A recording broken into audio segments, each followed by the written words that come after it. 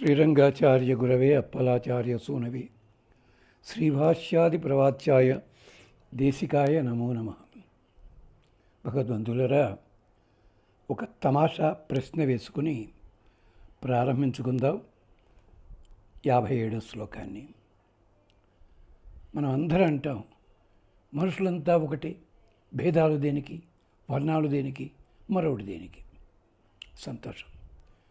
మనుషులంతా ఒకటే అయినప్పుడు వాళ్ళ ఆలోచనలు కానీ ప్రవర్తనలు కానీ ఒక్కటే ఎందుకు ఉండలేదు అని మీరు ఆలోచించగలుగుతున్నారా? మనుషులంతా ఒకటే, నిజమే, మీరు అన్నది బాగుంది. అది మరి వాళ్ళ చదువులు కానీ సంస్కారములు కానీ ప్రవర్తనలు కానీ ఆలోచనలు కానీ ఒక బంగారం ముద్దలోంచి తయారైన నగలలాగా డూప్లికేట్ లాగా ఒకదానికోటి సరిగ్గా సరిపోతుందా? లేదే. జంతువులలో, పక్షులలో కాకులన్నీ ఒకే జాతి, పక్షులన్నీ ఒకే జాతి, కానీ సంస్కారం తేడా వస్తున్నాయి. ఇదే పద్ధతిలో మనకి ఇంతమంది దేవతలు, వివిధ దేవతారాధనలు రావడానికి కూడా కారణం ఏమిటంటే, మహర్షులందరూ కూడా పరమాత్మని సేవించిన వాళ్ళే. ఆ పరమాత్మని సేవించడంలో చివరి మోక్షాన్ని పొందడం కోసం మోక్షం ఎవరిస్తారు, ఏ దేవుడు, అదంతా మీకు పురాణాల్లో ఉంది, ప్రతి చోట ఉంది. కానీ పూజించేటప్పుడు ఒక్కొక్కరు ఒక్కొక్క దేవతని ప్రధానంగా ఆరాధన చేసుకుంటూ, తద్వారా లోకంబులు లోకేశులు లోకస్తులు దిగినతుది అలోకంబకు పెంచీకటి కవ్వల ఎవ్వడు వెలుగు ఏకాకృతి. అక్కడ దాకా వెళ్ళేంతవరకు ఏ భేదం ఉంటూనే ఉంటుంది. ఇది పట్టుకుని మన వాళ్ళు దేనికి భేదం లేదండి అంతే అనుకుంటూ మాట్లాడుతూ అలాంటి కవులు చెప్తారు తప్ప ఈ స్తోత్రాలన్నీ అలాంటివే. దీనికే నారదుడు కోప్పడ్డాడు వ్యాస భగవాన్ని. అంచితమైన ధర్మ సంచయమంతయు చెప్పితివి. ఒక్కొక్క పురాణంలో ఒక్కొక్క దేవత గురించి, ఒక్కొక్క దేవుడి గురించి, పుణ్యక్షేత్రాల గురించి వర్ణించావు.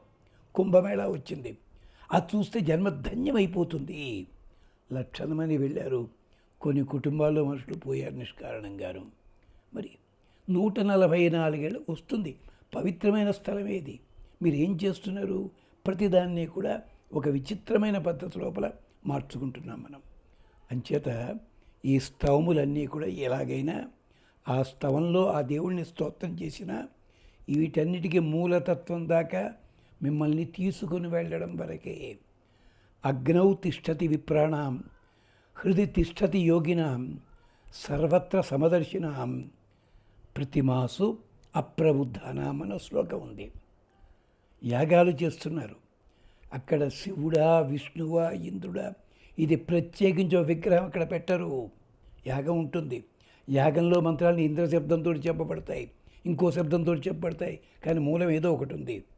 అగ్నౌ తిష్టతి విప్రాణాం హృది తిష్టతి యోగినాం. యోగీశ్వరంతో హృదయంలో దర్శిస్తారు. దర్శించినప్పుడు నీకు మొదటగా ఏదో విష్ణు స్వరూపము, ఇంద్రస్వరూపము, రుద్రస్వరూపము వచ్చి ఉండొచ్చును. కానీ క్రమంగా ఈ స్వరూపాలన్నీ మాయమైపోయి ఒక అనిర్వచనీయమైన కాంతి గోళమే ముందుంటుంది. మరి దానికి ఏం చెప్తావు నువ్వు? ఆలోచించు ఒక్కసారి. ఇది ఉపనిషత్తులు చెప్పాయి కదా. అంటే అగ్నౌ తిష్టతి విప్రాణాం హృది తిష్టతి యోగినాం. అంతకంటే గొప్పవాడు సర్వత్ర సమదర్శినాం. ఎవడండి వాళ్ళ సమదర్శులు? అందరూ మేమందరినీ సమానంగా చూస్తాం.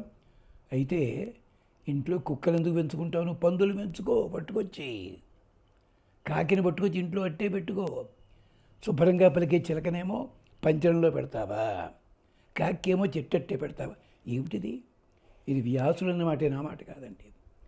అందుకని అంటాడు ప్రతిమాసు అప్రబుద్ధానాం. బుద్ధి కలిగిన వాడు ధారణ కోసం, దీనికోసం మొదటగా ఒక విగ్రహాన్ని స్థాపించుకుంటాడు, ఒక రూపాన్ని ఎన్నుకుంటాడు. సాధన చెయ్యగా ఆ రూపమన్నది కాస్త మారిపోయి రూపంలోంచి ఇంకొకరు అలా వెళుతూ వెళ్ళి ఈ రూపములన్నీ దాటిపోయిన తర్వాత నిరాకారము, నిరంజనము, నిర్గుణము అంటూ ఉంటారే పదాలు అండమే తప్ప నిరాకారం అని చెప్పి. అయితే దేవుడి ఫోటోలు ఎక్కలేదన్న వాళ్ళు మీ తాత ముత్తాతల ఫోటోలు ఎందుకు పెట్టుకున్నా? వాళ్ళు లేరు కదా, ముత్తాత గారి పేరు మీరు చూడలేదు కదా, ఎందుకు ఆ విగ్రహం అక్కడ? ఎందుకది? మరి విగ్రహారాధన చెడ్డారు అని చెప్తారు వేరే సాంప్రదాయాల వాళ్ళు. మరి వాళ్ళకి దేవుళ్ళు విగ్రహాలు పెట్టారు కదే. ఇవన్నీ శరీరము నాశనము. మరి ఏదో అవతారం ఎత్తాడు పెద్ద మనిషి, ఆయన జుట్టు గోళ్ళు కూడా ఆ మండపాల్లో పెట్టి పూజలు చేస్తారు కొన్ని చోట్ల. మతం పేరు చెప్పటం లేదు నేను. జుట్టుని కూడా అక్కడ, మరి దానికేం చెప్తారండి మీరు? అంచేది ఇవన్నీ కూడా మీ మాటలు చెప్పుకోవడానికే తప్ప వేద పురాణ ఇతిహాసముల్లో ఉన్న తత్వాల్ని తెలుసుకోండి. యథార్థ జ్ఞానం తెలుసుకునే ప్రయత్నం చేయండి. బతికున్నంతకాలము నలుగురితో హాయిగా ఉండి క్షేమంగా ఉండే ప్రయత్నం చేయండి. అలాంటి వాటికి ఉపయోగించేవే ఈ స్తోత్రములు. గుడ్డిగా ఉండడం మాత్రం కాదది. అయితే నిలువుబొట్టు పెట్టి ఉండే తిడుతుంటారు కదా, వాళ్ళు ఏమిటంటే పెద్దని. మరి సంధ్యావందనం చేసేటప్పుడు విభూది పెట్టుకు సంధ్యావందనం చేస్తారా వాళ్ళేనా? స్నానం కాగానే సంధ్యావందనం చేసే ముందు విభూది కుంకుమ ధరించరు. ఎలా ధరిస్తారండి? బొటన వేలితో నీళ్ళని తీసుకుని నుదుటి మీద ఊర్ధముగా. మరి దీనికి అర్థం ఏమిటది? పుండ్రము కాదా అది?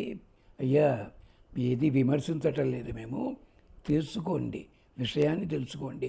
అలా అని చెప్పి మీ అందరిలా విచారం, అందరి దేవుళ్ళు ఒకటే, పక్కింటి అయింది బట్టలే, మా అయింది బట్టతలే అందుట ఆవిడ. అలాంటిది మేము అంటలేదు. త్యాగరాజస్వామి చెప్పారు, వనితకు బాగా సొమ్ములు మంగళసూత్రము తాను. మీ ఇష్టదైవము, మీ ప్రధాన దైవము ఇంటి లోపల ఉన్నది, అది ప్రధానము. అలాంటివే ఈ స్తోత్రాలన్నీ. ఇంత ఆవేశంగా సమాధానం చెప్పడానికి కొందరు ఎవరో, ఏమండి వైష్ణవులు అయ్యుండి ఇవన్నీ చెప్తారా మీరు? దీనికి నాకేం పద్మశ్రీ ఎవరు, పోస్టింగ్లు ఇలా చెప్పినందువల్ల. తత్వం ఏమిటి పురాణాల్లో ఏముందో చెప్పడం వరకు నా బాధ్యత. విమర్శగా చూపించడం బాధ్యత, వేదమంత్రాలను చూపించడం బాధ్యత. అంత మాత్రమే గమనించవలసిందిగా ప్రార్థన చేస్తూ, ఈశ్వరం తం అహం వందే యస్య లింగం అహర్నిశం యజంతే సహ భార్యాభిః ఇంద్రజ్యేష్ఠ మధుర్గణ. సహభార్యాభిః, భార్యలతో కూడి మాత్రమే లింగార్చన చేస్తారు. ఇప్పుడు ఒక్క క్షణం మేము శ్రీలింగార్చన తత్పరలో ఉన్న వాళ్ళ ఇళ్లలో ఎంతమంది వాళ్ళు అర్చన చేసుకుంటుంటే, అభిషేకం చేస్తుంటే భార్యలు పక్కనుంటున్నారు, వాళ్ళు తీర్థం అందిస్తున్నారు. గమనించండి. ఎంతమంది ఆడవాళ్ళు మేము చేసేస్తామండి అభిషేకం. అది ఆలోచన ఇక్కడ ఉంది, ఇక్కడ వాక్యం అక్కడ అంటున్నాడు. ఈశ్వరం తం అహం వందే యస్య లింగం అహర్నిశం. అహర్నిశం అంటే రాత్రి మొదలు నిరంతరం అర్థం. అంతేగాని మంచి పూజలు కొన్ని రాత్రి 1 గంటకి చెయ్యండి. అంటే పగటి పూట అంతా ఏమీ తినకుండా కూర్చుని రాత్రి 1 గంట దాకా చూసుకుంటారా? ఇది ఖాళీ ఉపాసన కొన్ని ఉంది, ఇలాంటివి అలాగే చేయాలి. రాత్రి చీకటి పడ్డ తర్వాత శుభ్రంగా ఉన్న ఇంట్లో కాదు, వేరేతో చేయాలి. ఉంటాయి అహర్నిశి శబ్దానికి అర్థం ఏమిటంటే రాత్రి పగలని చెప్పడంలో ఉద్దేశం ఏంటంటే నిరంతరము చెయ్యవలసిన పద్ధతిలో చేయడం అని చెప్పి. యజంతే, యజ్ఞములు చేస్తారు, పూజలు చేస్తారు. సహభార్యాభి, భార్యలతో కూడి. బహుభార్యత్వం కాదండి, దేవతలు చాలా పేరు చెప్పారు. ఇంద్రజ్యేష్ఠ మరుద్గణ, 7 మరుత్తులు ఉన్నారు, 49 మరుత్తులు అంటారు, మరో చోట 108 అంటారు. వీళ్ళందరూ ఇంద్రజ్యేష్ఠ, ఇంద్రుడే జ్యేష్ఠుడిగా కలిగిన వాడు. ఇంద్రుని అనుసరించే మరుద్గణములన్నీ కూడా ఇలాగ వీళ్ళు ఆరాధన చేస్తారు. ఇది ఋగ్వేదంలో మంత్రం. ఇది ఇంద్రజ్యేష్ఠ మరుద్గణ దేవాస పూషరాతయ విశ్వే మమ శృత హవం. ఋగ్వేదంలో 1వ ఖండంలో ఉన్న మంత్రం ఇది. దేవాస అంటే ఇంద్ర మరుద్దేవతా రూపములరా మీరందరూ. విశ్వే, అందరూ కూడా ఈ దేవతలు మొత్తం 33 కోట్ల మంది దేవతలు, వాళ్ళందరూ కూడా మమ హవం శృత, నా ఆహ్వానాన్ని, నా యజ్ఞాన్ని, నా ప్రార్థనని జాగ్రత్తగా వినండయ్య. ఇంద్రజ్యేష్ఠ మరుద్గణ, ఇంద్రుడు ప్రధానముగా ఉన్న మరుద్గణములున్నాయే. దీనికి మళ్ళీ కథ కోసం అని చెప్తే రామాయణంలో వస్తుంది, బాలకాండలో ఉంది. విశ్వామిత్రుల వారు మహానుభావుడికి చెప్తాడు రామచంద్ర స్వామికి 7 మరుత్తుల జన్మ ఎలా వచ్చిందన్నది. అక్కడ చూసుకోండి, లేదా వేదంలో కూడా ఉంది. ఇంద్రజ్యేష్ఠ మరుద్గణ పూషరాతయ, మీరందరూ దేవతలు, మీకు పేరు పూష అని చెప్పి, అంటే పోషించేవారని, సంపదలు ఇచ్చేవారని.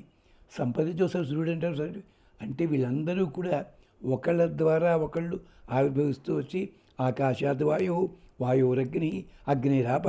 దీని అర్థం ఏమిటండి? ఏదో ఒకటినే చెప్పుకుంటూ పోవడమా? కాస్త చూసుకోండి వీటిని. సంపదలు ప్రసాదించే పూష అనే పేరు కలిగిన దేవతలారా, మరుత్తులారా, మా స్తుతి వినండి. ఇంద్రజ్యేష్ఠ దేవ మరుద్గణ దేవాస. ఇది అంటే ఒక మంత్రము, ఒక శ్లోకం వచ్చిందంటే దానికి మూలం వేద పఠనం చేసేటప్పుడు వేదంలో ఎక్కడొస్తుందో గమనించగలిగి ఉండాలి. మరి మేమంతా వేదపాఠం చేస్తున్నామండి అంటారు. గబుక్కుని అడిగితే ఎవరు చెప్పగలుగుతున్నారది? అంటే దృష్టి వాళ్ళు తప్పు కాదండి, వాళ్ళు వేదాధ్యయనం చేశారు. కానీ వేదాధ్యయనం చేసే వాళ్ళంతా పురాణాలు తక్కువగా చూస్తారు. పురాణాలు చూసేవాళ్ళంతా వేదం ఏమిటో అలా చెప్తారండి. ఏమిటిది ఉంటుంది? ఓ మహానుభావుడు పుస్తకాలు కాకతీయ సిమెంట్స్ వాళ్ళ పుస్తకాలు అనువాదం చేశారు సంపాదకులు ఆయన.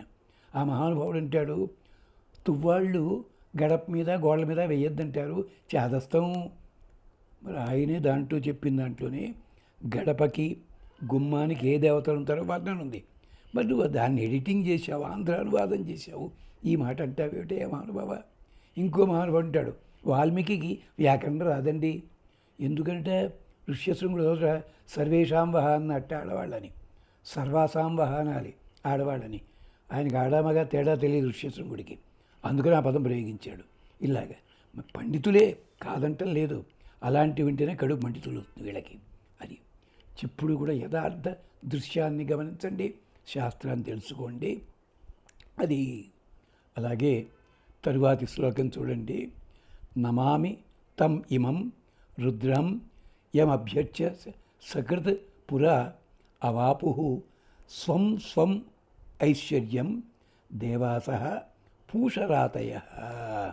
ఇదిగో పూషరాత శబ్దం అన్నది ముందే వచ్చింది.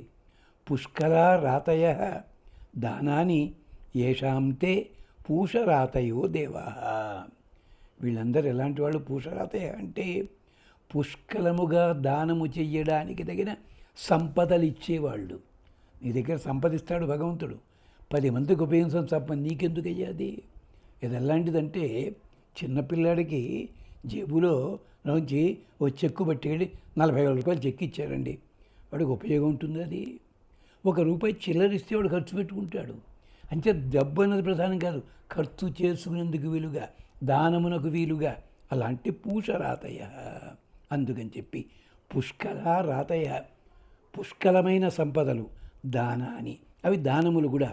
ఏషాంతే పూషరాతయో దేవా. ఇదే ఇంతకుముందు చెప్పుకున్నాం మనం. ఏమని చెప్పి? ఇంద్రజ్యేష్ఠ దేవాస పూషరాతయ విశ్వే మమ శ్రుతావం నమామి తం ఇమం రుద్రం యం అభ్యర్చ్య. వీళ్ళంతా రుద్రుణ్ణి ప్రార్థన చేసి, ఆయనే కనుక డబ్బులు వెనకేసుకోదలుచుకుంటే వీడి దగ్గర డబ్బులు ఉంటాయా? కుబేరుడు ఉన్నాడు, ఎక్కడి నుంచి వచ్చాయి? అధికారం ఎవరిచ్చారు? ఇగో ఇక్కడి నుంచి వచ్చింది. అది ఈయన పెట్టేసుకోవచ్చు కదా? కాదు. ఇలాంటి దేవతలంతా కూడా ఆయన అనుగ్రహం చేతే అధికారములు, సంపద ఇవన్నీ పొంది అవాపు స్వం స్వం ఐశ్వర్యం దేవాస పూషరాతయ. కొంచెం ఋగ్వేద మంత్రాలు, రుద్రాధ్యాయము ఇలాంటి వాటిని పూర్తిగా వివరంగా చదివితే తప్ప యథార్థం తెలియదు. తెలియని వాళ్ళంతా కూడా. అందుకనే వెంకటేశ్వర కూడా అప్పు ఎవరు ఇచ్చారండి? కుబేరుడు ఇచ్చాడు. కుబేరుడు ఎవరండు అంటే శివుడు, అంటే అప్పిచ్చిన శివుడే కదండి. అయితే ఆయన కాళహస్తిలో భాగ్యం నేర్చచ్చు కదా, ఎందుకండి ఈ పని? ఆలోచించడు. ఎంతసేపు ఒక పక్కనే ఆలోచిస్తూ రెండో పక్క వెళ్ళే అవకాశం ఎవరికి ఉండదు. ఈ లక్షణం అన్నమాట. అందుకని తరువాతి శ్లోకం చూడండి. ఇది కూడా తం వందే దేవం ఈశానం యం శివం హృదంబుజే సతతం యతయ శాంత సంజానానాం ఉపాసతే. ఈ శ్లోకం కొంచెం వివరంగా చెప్పే విశేషం చూడండి. తం వందే దేవం ఈశానం, ఆయనకి నమస్కరిస్తున్నాం. ఎవరు? ఈశానం, అధికారి, సర్వాధికారి. యం శివం, ఎవరైతే అధికారి అయినవాడో, రక్షకుడు, శివం హృదంబజే హృదయంలో పెట్టుకుని సతతం యతయ శాంత సంజానానా ఉపాసతే ఎప్పుడూ కూడా ప్రకాశిస్తూ ఉంటాడు, ప్రకాశింపజేసేవాడు. దేవశబ్దానికి అర్థము ఆటలాడేవాడు, ఆటలో గెలిచేవాడు, గెలిపించేవాడు, జయింపజేసేవాడు, తాను ఓడిపోయినా జయించినట్టుగా. ఆయన భక్తులు ఎంత ఇబ్బంది పెట్టారండి, కానీ వరాలు ఇవ్వడం మానేరా. పిల్లలు అడుగుతారయ్యా వరాలు, ఇవ్వకపోతే ఎలాగా? వాళ్ళ చేతిలో ఓడిపోయినా నాకేం చెడ్డపేరేం లేదు, మళ్ళీ వాడు దానికోసం నా దగ్గరికే వస్తాడు. ఇది ప్రేమంటే. యతయ శాంత, యతులు శాంతులు అన్నది 5 ఉపనిషత్తులు మనకి బ్రహ్మాండంగా చెప్పాయి. ఈశావాస్యోపనిషత్తు, ముండకోపనిషత్తు, బృహదారణ్యకం, ఆ 4-5 ఉపనిషత్తులు పట్టుకుంటే వరుసగాను ఈ ఒక్క పదాన్ని సరిపోతుంది. యతయ, యతనగానే వేషం మార్చేసి యతి అంటే సరిపోదండి. శాంత, ఓ మహానుభావుడు, ఆయన కోపం రాదండి అన్నారు స్వామికి. ఎక్కడది? ఓ చోట మనకి నల్లకుంట దగ్గర బతుకమ్మ కుంట అని ఉంది. అప్పుడు ఇప్పటికీ ఇళ్ళు వచ్చి అప్పుడు లేవు. అక్కడ స్టేజీ మీద ఆ స్వామీజీ ఎవరో పాపం అమ్మాయి, ఆయన సేవకురాలు, ఏకాంత సేవకురాలు, మైక్ సరిగ్గా పనిచేయట్లేదని ఇలా అడ్జస్ట్ చేయడానికి పెడిమంది అన్నాడు. ఆయన సర్వశాంత స్వరూపుట్ట. ఆవిడ కాస్త కాలు విరిగింది, ఆ తొడలో 6 నెలలు ఉంది ఆవిడ. ఏం చేస్తాం? ఇదా యతయ శాంత అంటేను వశిష్ఠుల వారికి కోపం వచ్చిందా ఏనాడైనాను? అన్ని ప్రమాదాలు తెచ్చిపెడితే ఆలోచించండి అయ్యా ఒక్కసారి. అందుకని యతయ శాంత, వాళ్ళందరూ కూడా యం శివం హృదంబుజే, హృదయం లోపల ధ్యానం చేస్తారు. కొన్ని యంత్రాలు, కొన్ని మంత్రాలు, ఇవన్నీ 1970 నుంచి పాపులర్ అయిపోయాయి. వాళ్ళకి పద్మశ్రీలు ఇస్తున్నారు, పద్మవిభూషణ్ ఇస్తున్నారు, ఆకాశాల్లో తిప్పుతున్నారు. అవన్నీ కూడా ఒకప్పుడు బాలమిత్ర చందమామల్లో చిన్న అడ్వర్టైజ్మెంట్ ఉండేవి. మీకు కావాలా? ఓ కానీ పంపించండి. అడ్రస్సు గయ, తాంత్రిక ఉంగరము, తాంత్రిక రుద్రాక్ష. ఇవన్నీ ఆ రోజుల్లో అందరూ నవ్వుకున్నారు వాటిని చూసి. కానీ ఇవాళ ప్రతి చోట గవ్వలు, గుడ్డి గవ్వ అని తిట్టేవారు. ఇవాళ దాని అంటే ఏమిటి? ఒక్కొక్క కాలం వచ్చేసరికి ఒక్క దాని మీద ఉంటుంది, దాంట్లో లేదని కాదు అది. ప్రతి దానికి ఉంది విశేషం. దాన్ని పట్టుకొని ఇష్టం వచ్చినట్టు ఏం చెప్తామండి. నమస్కారం. అందుకని చెప్తాడు హృదంబుజే, హృదయం లోపల ధ్యానం చెయ్యగలుగుతున్నారా? ఎవళ్ళేనానంత జాగ్రత్తగాను. దీనికే అద్భుతమైన గాథలు మనకి శివ లింగ స్కాంద పురాణాల్లో ఉన్నాయి. గమనించండి. అది గమనించటల్లా మనం అలాగా. అంచేత సంజానానాం అనుకూలం వర్తమాన ఐకమత్యే స్థిత. ఇది ఒక చూడండి మాట ఏమిటి? తదస్మై సతతం కుర్మో నమః కమలకాంతయే ఉమాకుచపటోరస్కయాతే శివ తను. అక్కడ మంత్రం ఏమిటి? తదస్మై సతతం కుర్మో నమః, అతడికి నమస్కరిస్తాం. కమలకాంతయే, అద్భుతమైన కాంతి కలిగిన వాడు. కమలకాంత శబ్దానికి వేరే అర్థం కూడా ఉంది, అది ప్రస్తుతం అప్రస్తుతం కలిగి చెప్పటంలే. ఉమాకుచ పటోరస్కయాతే రుద్ర శివ తను. ఈ శృంగారంగ కాదది. ఉమాదేవి యొక్క వక్షస్థలాన్ని ఆలింగనం చేసుకుని చేత ఆయన హృదయం మరింత విశాలమయ్యిందిట. అక్కడ దీనికి కాస్త మళ్ళీ కుమార సంభవం లాంటివి వెతుక్కొని చూడొచ్చు. ఇది నమ్మకంలో ఉంది ఈ మంత్రం. రుద్రతే యా తనూ శివా అఘోరా అపాపకాశిని గిరిశంత శంతమయ తయ తనువ నహ అభిచాకచీతి. రుద్రాధ్యాయంలో ఉన్నమాట. బాబు, నీ తనువు చేత శివ, అది శివంకరము, అనుగ్రహకరము. అఘోర, హింసించనిదది. అపాపకాశిని, అనిష్టములను ప్రకాశింపచేయదు, ఇష్టములను ప్రకాశింపజేస్తుంది. భవతి గిరిశంత, పర్వతముల మీద ఉండేవాడా స్వామి, సుఖం కలిగిస్తావు. శంతమయ, సుఖాన్ని కలిగించే. తయాతనువ, అలాంటి శరీరము చేత, ఆ రూపముతోట నన్ను సుఖింపచెయ్యి అంటూ సంజానానాం అనుకూలాం వర్తమాన ఐకమత్యే స్థిత. అలా ఉన్నవాళ్ళం మేమంతా కూడా. మేము ప్రార్థన చేస్తున్నాం. కమలకాంతి అంటే అక్కడ కమలకాంత అని మార్చారు. కాంత శబ్దం కాంతి కింద చూసుకోవాలి. ఎరుపుదనము కలిగినవాడు. ఉమాకుచ పటోరస్క, ఆమె ఉత్తరీయము స్వామివారిని కూడా ఆచ్ఛాదన చేస్తుంది. అది చెప్పడం కోసం సతతం కుర్మః నమః. మేము నిరంతరము కూడా అతన్ని ధ్యానం చేస్తాము, రక్షణ కలిగించమని ప్రార్థన చేస్తాము. ఎలాగా? సంజానానాం అనుకూలం వర్తమాన ఐకమత్యే. ఒకే మాట మీద నిలబడి ఐకమత్యంగా ఆయన తత్వాన్ని తెలుసుకుని ప్రార్థన చేస్తాము. అది అంతేకాదు. శ్లోకం, ఇంకో మంచి శ్లోకం ఉంది, అందమైన శ్లోకం. అది చెప్పుకునే లోపల ఒక్క క్షణం విరామం తీసుకుని మళ్ళీ వెడదాం మనం. అంతవరకు స్వస్తి.